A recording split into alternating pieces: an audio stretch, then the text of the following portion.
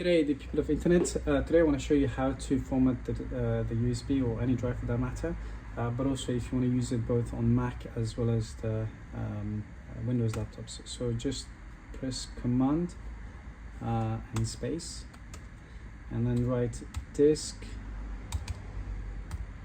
utilities, and then press enter. And then what you want to do is you want to come to the USB or the drive that's been connected with, and then you just say show all, and then click up the top, not on the partition that has been created but the whole thing. And then you want to erase, and then you give it a name, USB. And then so this is the one Mac Extended Journals works on just Macs, but if you want to use it both on the Mac as well as the Windows, then you want to do exFAT. It's a good idea to use because everybody uses them simultaneously at the same time. Simultaneously. Use them all the time. You never know when you're going to be needing Mac or Windows.